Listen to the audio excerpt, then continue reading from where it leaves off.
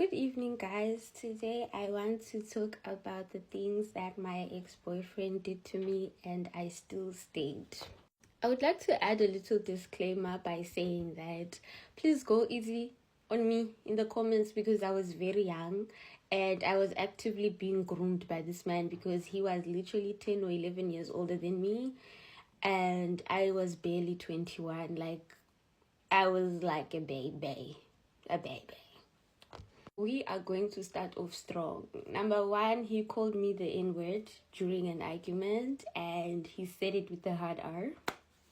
I'm not gonna explain, no, because when I think about it, even though it happened a long time ago, when I think about it, I still get very triggered because that was the first time in my life that a white person had said that word to me. So you can understand how traumatized I was. Like, number two, I once went to visit him for like 2 days and he didn't even feed me in his house. I was there starving for 2 days.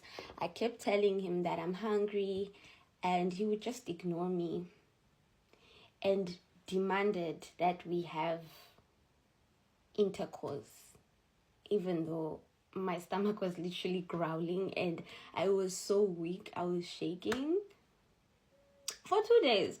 But I was young. I will never do that again. Yeah, I will never do that again. Number three, I went out swimming and I posted pictures of myself in the bikini and he wrote me the most painful message I've ever heard or seen in my life.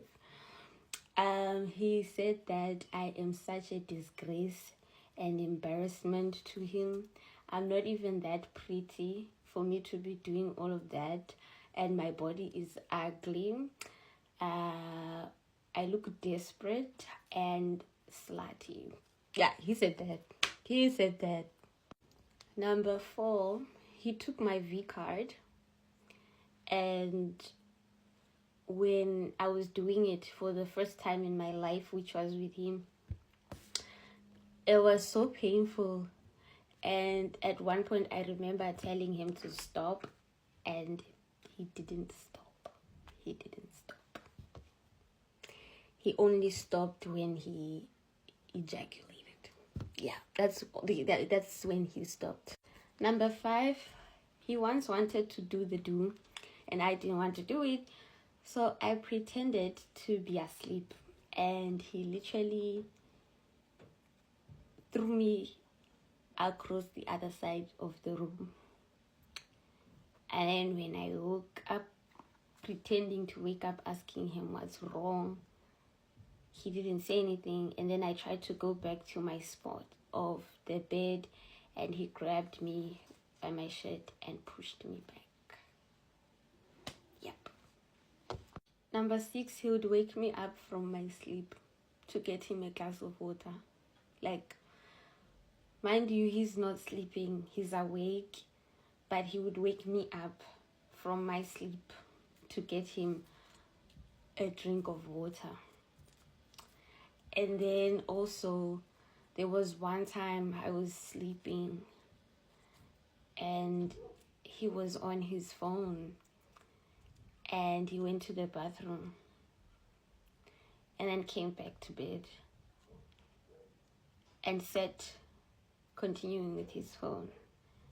I was sleeping, he woke me up and told me that he forgot to switch off the bathroom light. I must go and switch it off.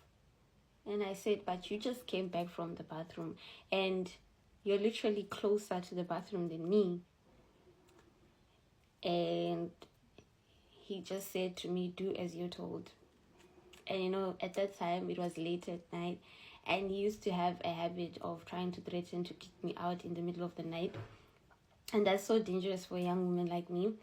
So I would just do whatever he would ask me to do at night because I really, really didn't want him to kick me out of the house. And it would irritate me. Really. But he didn't care.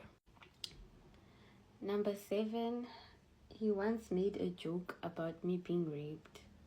Like literally made a joke about me being raped, and he was the only one laughing because I wasn't even laughing. Like, it was about where to sleep. So he told me that because he's a man, he should sleep in front where the door is situated, and I should sleep at the back because if someone was to break in, by the time he wakes up, that person would be done raping me. And then he was laughing, literally laughing, and I was just there like, what? Like, what's funny about your girlfriend being raped? Like, and the fact that you imagine it and then you find it funny, that's when I knew that no, like, this man is actually very crazy. This is number 7 or 8. I've lost track. But he once locked me inside the house with him, and he was clenching his fists, and I kept running around the whole house because he actually wanted to. And then I locked myself in the bathroom for a while, and then he calmed down. And the moment I opened the bathroom, I sprinted out of that house, and I never went back. I never went back inside. I did not care what I left there. I went straight home, and then he texted me asking me if I'm alright, and he's sorry. It was just a misunderstanding. You literally wanted to kill me. Like, what? Yo. Number 9 or 10. He never wanted to use condoms. I was on birth control, but I never told him that I'm on birth control because I knew that if I told him, he wouldn't want to use condoms. So I made sure that I don't tell him. And then one day he was cuddling me in bed and he was holding my arm, and then he felt like a bar here, and he's like, what is that? I'm like, what? It was the Nexaplon implant. I told him like, I told him some bullshit story, and he knew it was bullshit because he knew what Nexaplon is. I told him that, oh, that's just a bar because I have low sugar. Like, I was so bad at lying. Like, and then he said, how long? And then I went home, and then he said to me, how long have you been on birth control? And I'm like, what do you mean? And he's like, that bar in your shoulder is not something that a woman would randomly have on her arm, if it's other than it being a form of protection. And then he got mad, and he's like, so you've been letting me F you